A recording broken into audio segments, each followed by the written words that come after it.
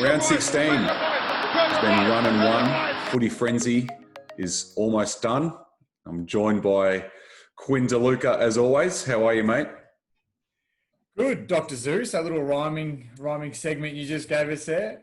Run and won. Do you like that? I like that. It was pretty good. A bit of rhyming to start the day. No, it's good. I'm all right though. Now enjoying the sunshine we've had the last few days. It's been quite nice. Melbourne's been putting on a bit of a show for us, which is it's good. Yeah, spring. Like literally as soon as September got here, it's, the weather's been really good. So I guess that's the positives we can take at the moment with Melbourne. There's not a lot of positives going around, so I think the weather's the best thing we can hope for at the moment. So, which is good. But yeah, as I said from the top, round 16 is done. The top 8 is taking shape. The top 4 is still shuffling around, and but it's that last spot in the 8. That 8th spot is the one that's really up for grabs, and it doesn't seem like anyone wants it, do they? There's every team that is capable of finishing in that position just seems to be losing. Well, they're just keeping us on our toes, I think, which is exciting. They're making the game a bit more enjoyable to watch because it's every week we get closer to the end of the season now, we're still not sure who's going to fit in that 8th spot. But I don't know what clubs are doing. Clubs are losing to teams like GWS, losing to Adelaide. That's a game you can't drop. No, especially if you're playing for finals. That's what I mean. It's a game that is so important for them to win, and they dropped an easy one. And yeah, I don't know. It's interesting. I think maybe just this time of the year, some of the clubs are just running out of legs a little bit. Those, looking for that 8th spot, who knows? But it's going to be an exciting finish. Yeah, for sure. It's just bizarre with GWS, playing in a grand final last year, and they've really dropped off significantly. And to be in a position where they're fighting just to play in the finals is a massive drop from last year anyway. So a lot of concerns there, and there's a lot of players that are out of contract and potentially leaving the club as well. So they could be at a real turning point in the club where they could be falling off the cliff after this season. What are your thoughts on that? Well, yeah, I agreed. I think they've had their chances over the last few years to sort of take it all, and they're struggling for finals this year. And like you said, a few players might be leaving. It could really hurt their chances. I think this year it all comes down to the Richmond curse. You lose the Tigers in a grand final, and you're not the same. So, like you said, I think a couple of episodes ago, it's not long now before they have their own infamous pre-season camp, and we get more to talk about. It seems to be the case, doesn't it? Richmond just scar teams in grand finals. So, but I think it's just the support, the over-the-top supporters that just make you want to kill you hate yourself. Yeah, for sure. It's crazy, isn't it? But guilty. Well, the other big point from the week was the membership numbers came out for 2020, and 5 clubs have broken membership records, which is great in a season where not a lot of fans can go to the games, and a lot of financial hardship and a lot of the general population. So it is great to see a lot of clubs breaking their membership records. And Richmond, they've been knocked off their perch. West Coast have taken top spot. How do you feel about that? Oh, well, obviously it's not fantastic. It's I just think it's fantastic to see another club hit that 100,000 member mark. I'd love to see more clubs break that sort of membership numbers. It's just great for the league, great for each individual team. It's perfect. But I think, and it helps with West Coast as well that they're allowed to go to the games this year, their supporters over there in WA where they have been. So I think that helps a lot as well. But massive news to West Coast fans and the club itself. That's a really big achievement. I think this year, like you said, the 5 clubs breaking records goes to show how strong the footy spirit is within, the football community, the fans and all that. Then the game's struggling and it's in a different situation, and, it's fans have stood up when the clubs have needed the most and bought memberships to support the teams they love. I think it's great. Yeah, it's fantastic. And then there's a couple of clubs that are a bit concerning. They've dropped off a bit. In particular, Essendon, I think, were down 20% on last year. So a bit concerning, and especially with the way they're tracking on field as well. It's a bit concerning for the club. And I think Melbourne are in the same boat as well. So, 2 teams that have definitely dropped off, especially in the last few weeks. It's a bit concerning for them. But yeah, it is good. It's good to see. Yeah, it is no, very good. Sorry to cut you off. I was about to say I have heard Essendon have already thought about their membership campaign for next year, and they've actually got a membership you can get where each week each week the club will send you a different death threat to send to one of the players, just to you know, you don't have to be as original with it. You don't have to come up with your own. So that's one membership they're going to give out next year. So that hopefully their numbers will bump right back up after next year.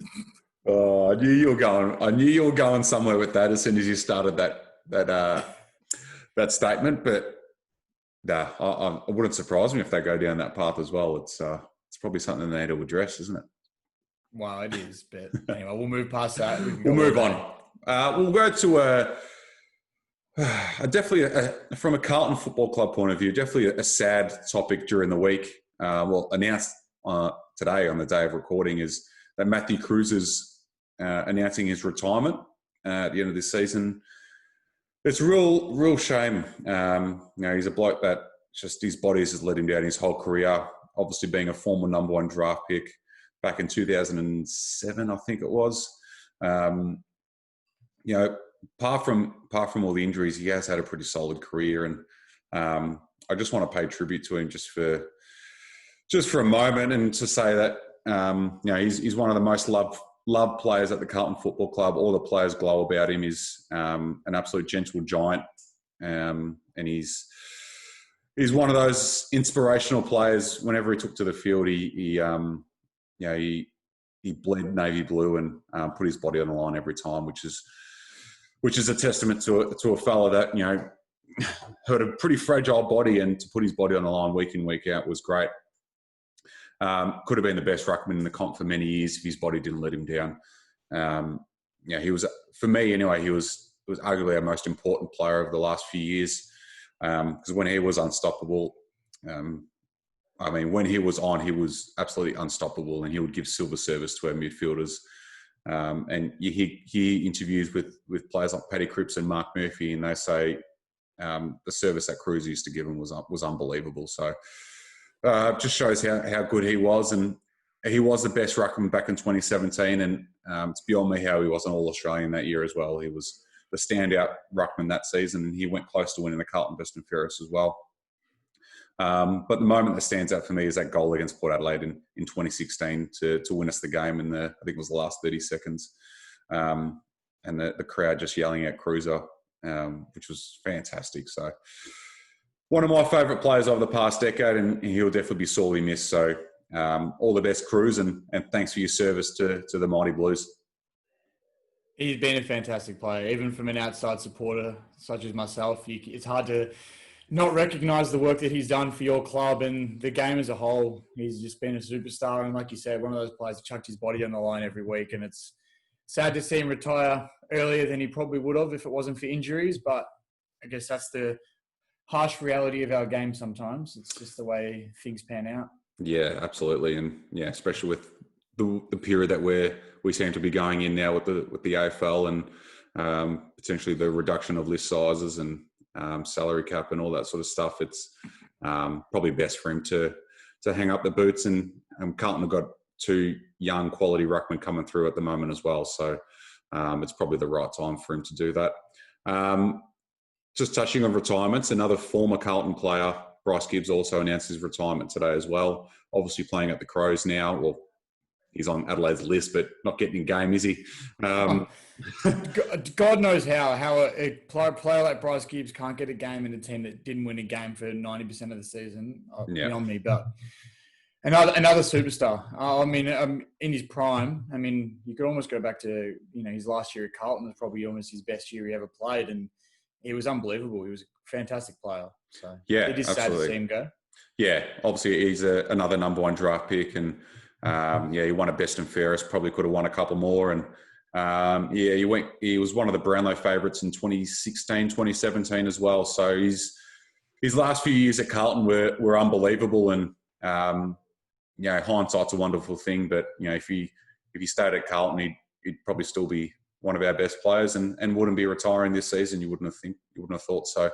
But yeah, he obviously went back to Adelaide for personal reasons, and that's his decision. And obviously it didn't work out well for him. But again, he's another another one that's going to go down as one of the greatest players to play for the Blues. So well done, Gibbsy, and thanks for your service as well to Carlton. He will be playing his last game this weekend against his old side. So be a nice way to finish off. Before we get into the round, because I know that's what we're about to jump into, I do want to say something to touch on just quickly. Obviously, being a popular sporting football podcast such as ourselves, our DMs constantly get flooded each week. Either responses to the episodes or just general, fans wanting to chat and all that. But one thing that they do tend to get flooded with is there's a lot of women looking for love requests that are sending them out to both you and I. And, early on, I had to turn them. Obviously, I've been turning them all down. And I just wanted to send a message out to all the ladies out there that Marcus is officially off the table. So if you could please kindly stop with those messages. We're both off the table at the moment. So we're both taken and very happy men. So no need to send us those messages anymore. As much as we appreciate them, they flatter us a lot. Keep listening, of course, but you can settle down with the DMs because they're a bit much. Yeah, and that's going to break a lot of hearts around Australia, but it is what it is. The world. Sorry, the world. So it is what it is, and we're both very happy. So play on. All right. So also, actually, wait, just before we get into the round review, today is happy Nick Duigan Day and happy 2013 Elimination Final Day.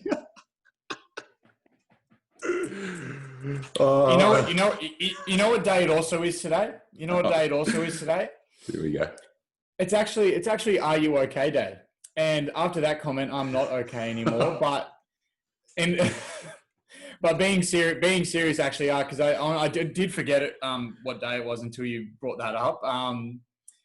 Seriously, especially in the times we're in at the moment, if you can reach out to a mate, see how they're all going. It is important to do that, especially at the moment, and probably don't bring up horrible memories for them, as Marcus has just done for myself. But always good to check in on a mate and see how everybody's going. Well said. No, well said. Yeah, it is Are You OK Day today, and there's probably no time like there ever has been, like there is now, to reach out and get in touch with your friends and family and having that conversation, just making sure everyone's okay, because we all need it in these tough times and isolating times. So definitely reach out to all your family and friends. I'm sure everyone will appreciate that. Well said. We will get into the games now. And it did start, round 16 did start on Saturday, and it was the game between North Melbourne and Port Adelaide at Metricon Stadium, and just a nice, easy win for Port, wasn't it? Well, just another percentage booster. I think we tipped it to be that way, and it all went the way we thought it was going to be. I guess it's just good to see, good for Port fans to see them heading into the last few rounds of the year and into finals in good form. Yeah, absolutely. They look like they're going to finish on top. They've got a nice run home as well, and I think they get a home final in Adelaide. I think Adelaide can still host finals, can't they? I'm pretty sure they can, yeah. So it's looking like whoever finishes fourth will have to fly to Adelaide. Fly to Adelaide. Oh, could be a new word. Fly to Adelaide to face Port. And that could be the Tigers as well. And you did get knocked off there during the year too, didn't you? We did. Both clubs missing a couple of players during that game, and it was a very good game to watch. So could be exciting if it heads back down there again. Yeah. But the big talking point from that game was Zach Butters' it's a hard one to say. Zach Butters' bump on Jai Simpkin ended up getting 2 weeks for that, which I thought was fair. It was pretty crude and could have been avoided. It could have been avoided if it was Tom Lynch as well, because he wouldn't have got suspended. You're still salty about that, aren't you? Yes, I am. Anyway, we'll get to the votes. Okay, 1 vote to Tom Rockcliffe, 2 votes to Ollie Wines, and 3 votes to Travis Boak, who is having a fine season. Sunday, we had St Kilda and Hawthorn at Metricon. Pretty close game, this one, and Hawthorn were right into it up until the last quarter, and where the Saints were able to kick a few and run away with it a little bit. But They were definitely much improved this week, the Hawks, weren't they? Well, they didn't look like the same team that faced the Crows only a week earlier. Yeah, they were much more improved. And really, they lost themselves the game in the last quarter. I thought they were a little bit inaccurate and they probably had chances to win. So to come up against a club like St Kilda and get that close with them and compete was good signs for Hawks fans. Yeah, for sure. And it was just a game that St Kilda needed to win as well. I mean, if they dropped that, then they probably shouldn't be playing finals. So they just simply had to get that done. And they did. And they look like there's still a chance that they might miss out, but I think they're more of a chance of playing than not. So big win for them. Votes for that game. So we'll go 1 vote to Zach Jones, 2 votes to Tom Mitchell, and 3 votes to Jack Steele.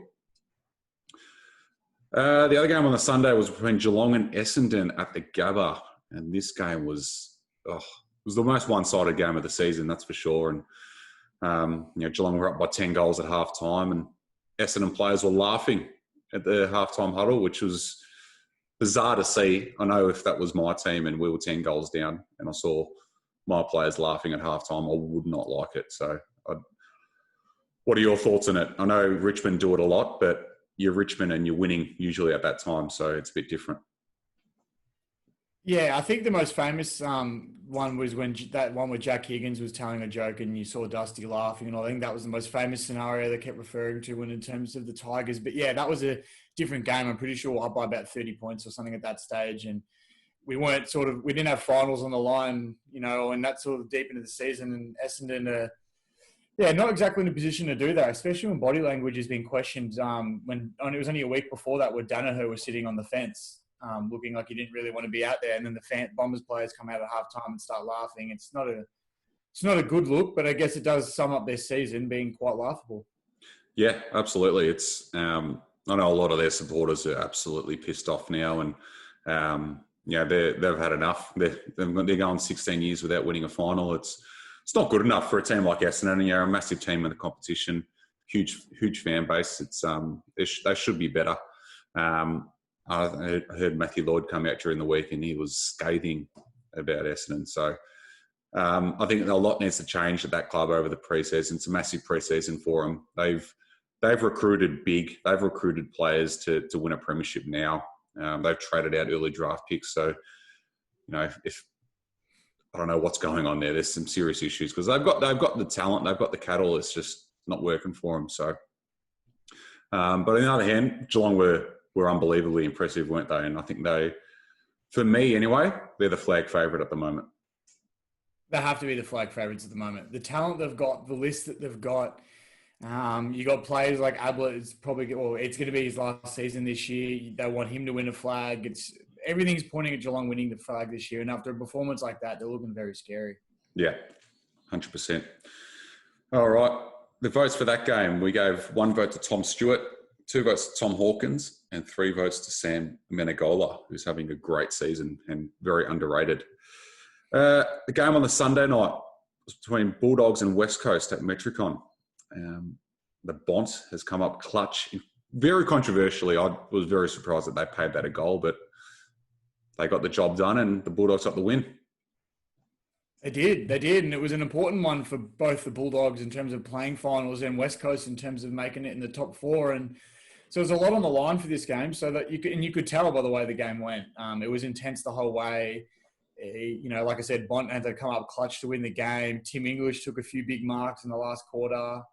It had everything. It was one of those games that had a bit of everything. It was exciting to watch. But like you said, it was a controversial end to the game. And, I don't know about that one.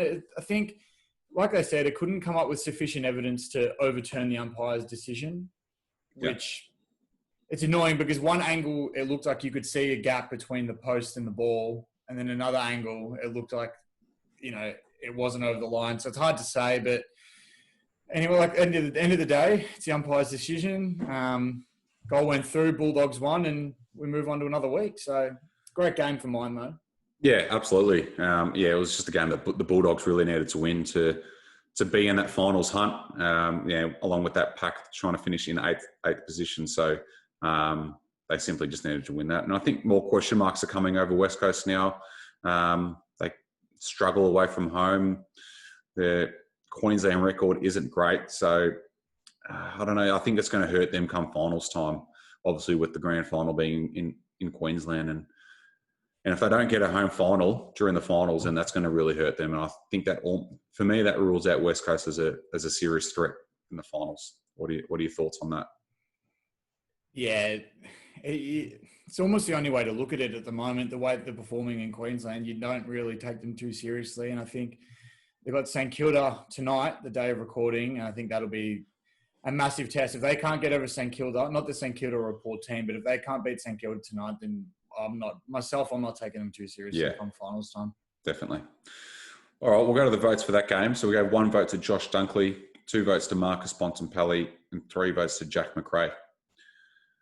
All right, the game of the Monday nights was between Melbourne and Freo in Cairns. Melbourne have done it again. They've choked again. What's wrong with them? Seriously. I've got no idea.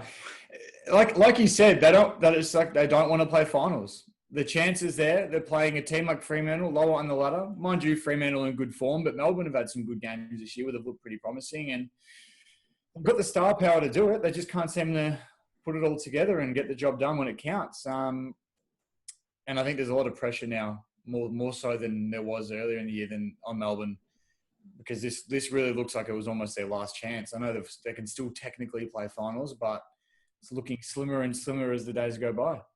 Yeah, it's really concerning. You know, their last 2 games, like they're playing for a spot in the 8, and they just don't look like they are.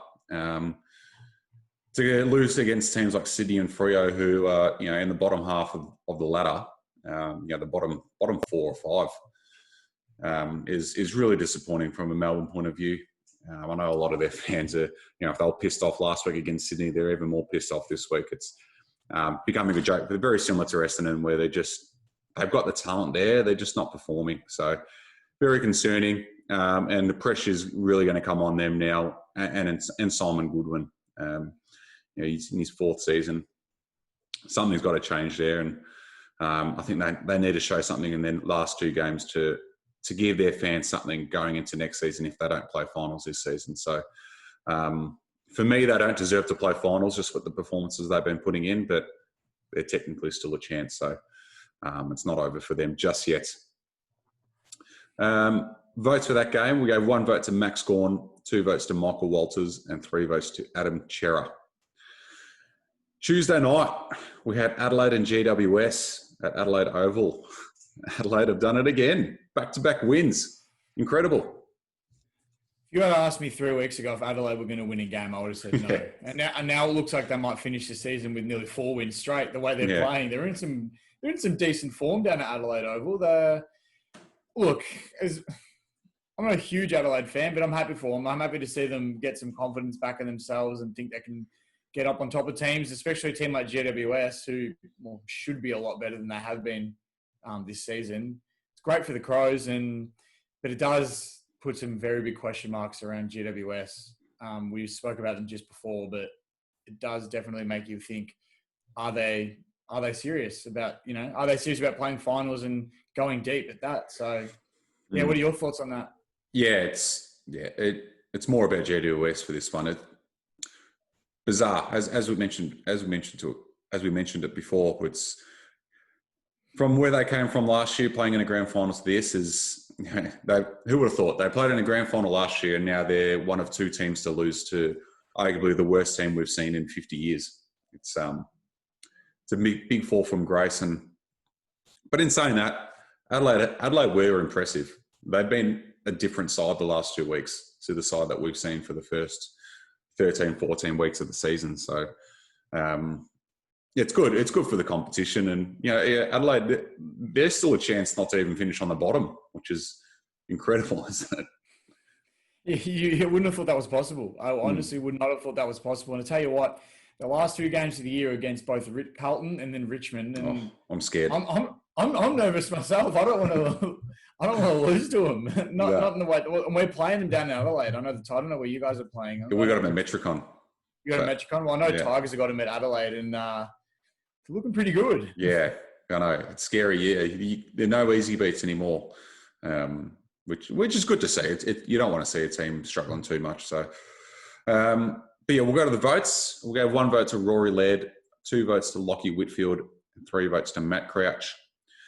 The other game on the Tuesday night was between Carlton and Sydney at Metricon Stadium. And wowee, this was a game of 2 halves, that's for sure.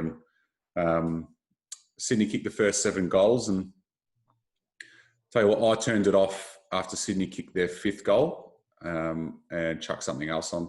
I'd had enough. I was going to say, if you want me to fill in the first half of this game, I'm happy to talk for that, and then I'll let you take up the rest because I know you turned it back on.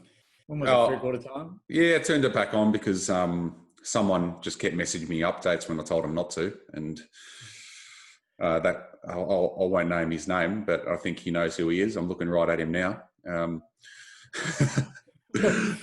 tell you what, that son of a bitch, if I get a hold of him. Yeah, so, but yeah, then I saw we got back into it, so chucked it back on, gave us another chance, and clearly the better team in the second half. We were all over Sydney, smashed them in every aspect of the game, just couldn't really put it on the scoreboard as much as we would have liked, but yeah, it took into the last 2 minutes for us to kick the winner, and Matty Cottrell, no one would have heard, or no one outside of Carlton would have heard who Matt Cottrell was until he kicked that goal. And how good was his celebration as well? Oh, yeah, Giannis Antetokounmpo, the white Greek freak now, honestly. Yeah, I tell you what, he looked pretty ripped. I'll give him that. He looked pretty ripped. Yeah, he's got a good rig on him. Yeah. All right, it doesn't go too badly, the old redhead. But I tell you what, though, I'll give you my favourite quotes of the night because I think these need to be said. Oh, here we go. It's for everybody who was listening. So, in case you didn't pick up on it, I was the pest messaging Marcus about the game, giving him constant updates. And at one point, I messaged him and I said, I'm just reading it now off my phone. I said, Cripps has just kicked a goal from the boundary line. To Marcus's reply, I don't care. I hate them all. Last quarter, Cottrell kicked a goal to get Carlton up by 6 points, and Marcus messages me saying, my shirt is off. I love to see how... It's quite fantastic to see how much of a difference a half of footy can make. All right, that is life of a Carlton supporter in 2020. It's an absolute roller coaster. This is what they do. They turn good people into absolute nut jobs. It's crazy. They tear your heart out and they step all over it sometimes. As you said last episode, so it's. But yeah, it is good. It was good to see. Our leaders, they've been questioned the last couple of weeks, and they're the ones that really dragged us back into the game and got us over the line. You know, players like Cripps and Doherty and Simpson, Murphy, Ed Curnow, these sort of players that were just fantastic. So, it's a win that we absolutely needed. I mean, we're still in touch with the finals, but I don't see us making it. But at least we're in the hunt, which is good. And we need to finish off the season well, just for the fans and going into 2021 as well. So it was good. I've got a good comparison for you as well. I just thought of off the top of my head. I thought it was quite clever. Yeah. You know how they say that it's healthy to have really cold showers sometimes because it gets the heartbeat and it's gets the blood flow going and all that. You could just watch a Carlton game. It honestly does the same thing. Yeah. Mate. You don't want to get in a cold shower and suffer that way. Just put a Carlton game on and the same thing will happen. Your heart will pump, the blood will get flowing around your body quite nicely and you'll be in tip-top shape. This year's taken 10 years off my life, 100%. It's been ridiculous. Every week it's a nail biter. Is it 9 games this year within 10 points? Decided within 10 points? 9 games. One positive I think you should look at from a Carlton point of view is that in previous years, you would have lost 9 out of 9 of those close games. And this year you've won more than you've lost. So, I mean, that's an upside. Now it's just about trying to, not be in those situations, I think. But it's good to see that you can win them when it gets like that. So it's for sure. That's a good way to look at it. I mean, we lost to Melbourne by a point, which we definitely should have won. And then we lost to Port Adelaide after the siren from a freakish Robbie Gray goal. So you turn those around and it's a much different story, isn't it? So, but yeah, absolutely. I think 2020 overall has been a tick for the Blues. We're probably where we expected to be. Around that 10th, 11th position, and we'll take that for sure. And especially with some of the injuries that we had this season as well, it's been a good finish overall. So as pissed off as we can get from some losses, overall it's been a tick for me this season, and we just need to at least beat Adelaide next week, because I know the last round against Brisbane will be tough. So if we can beat Adelaide, that'll be a tick for Carlton in 2020. All right, votes for that game. We have 1 vote to Patrick Cripps, who really bounced back this week. 2 votes to Jacob Wiedering, and 3 votes to Sam Walsh.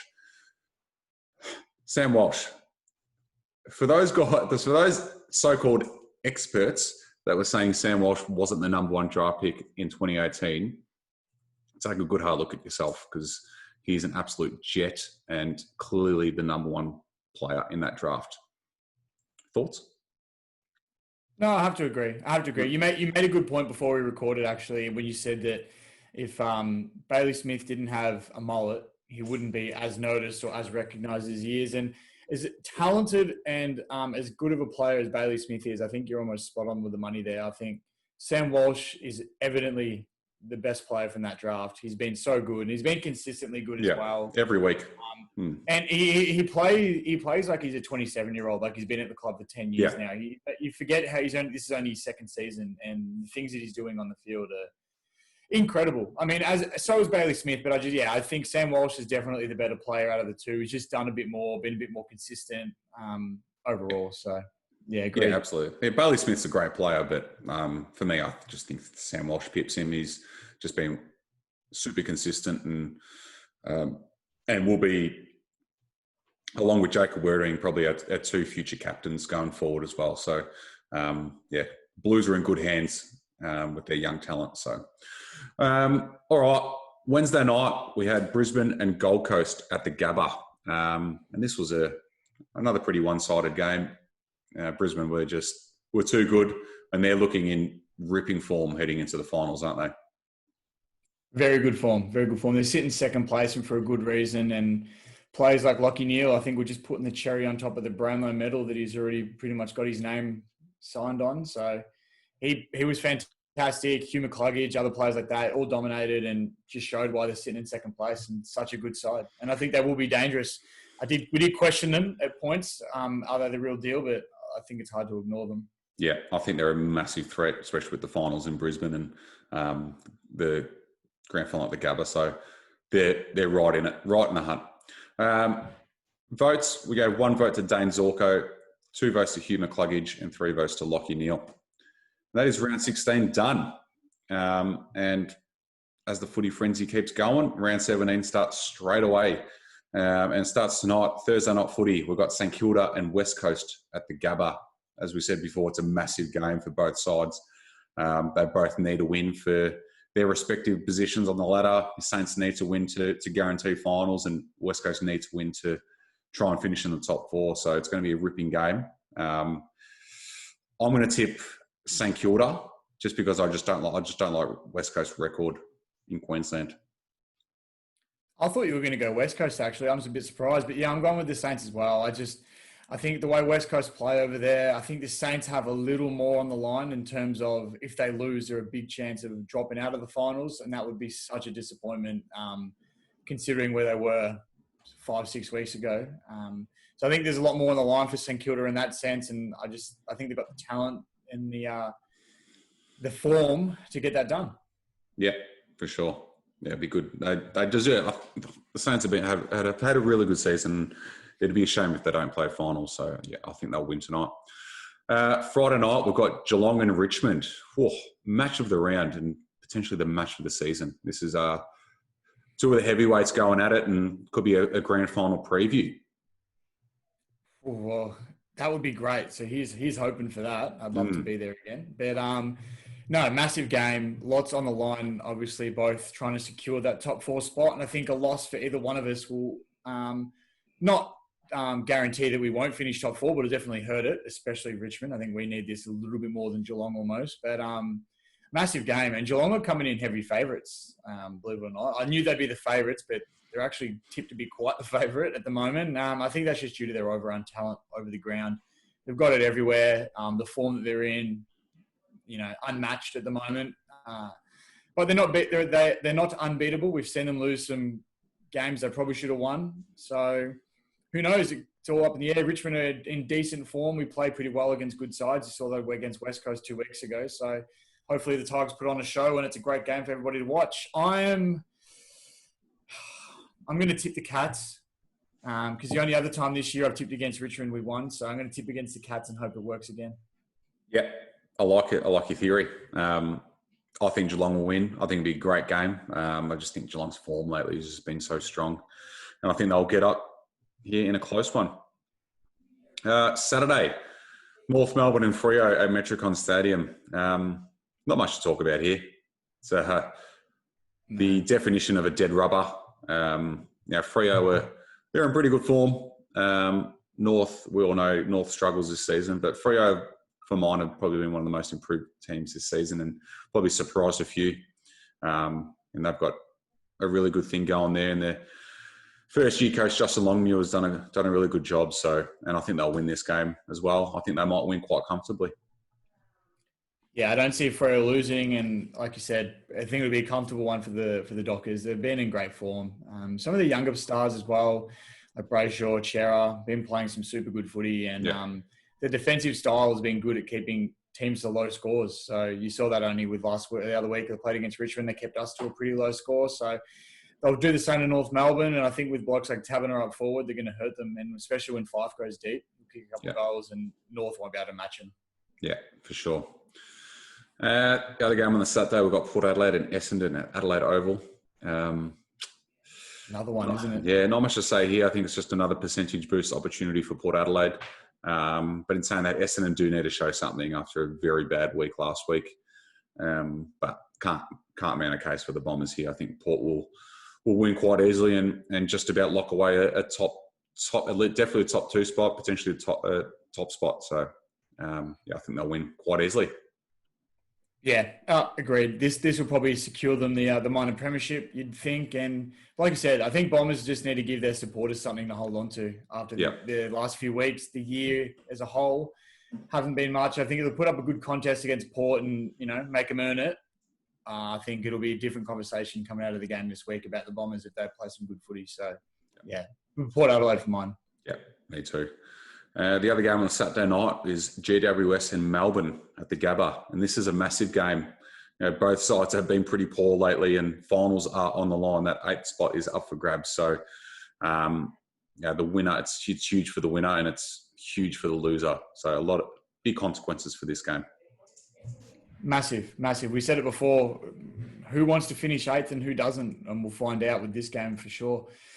I think it's honestly hard to tip this one because they're both not playing well. I mean, I see Melbourne winning this game. I see Melbourne being the better side here, but I think it'll be very close. It actually might turn out to be an all right game because they're both in similar form, not playing so great. So it might actually work out all right as an all right spectacle. But yeah, for me, I'm tipping Melbourne, but not by much. Yeah. I think Melbourne just, it's really, I'd feel bad tipping any of those teams, either team. So, but Melbourne just for mine. All right, Sunday we've got Carlton and Adelaide at Metricon Stadium. Blues, as we said before, are still a mathematical chance of the finals, and they simply just need to win this game against Adelaide, who have been in great form, winning their last 2 games. But it would be a very Carlton thing to do to lose to Adelaide, and us Carlton supporters have all got PTSD. We're preparing ourselves for it. That's for sure.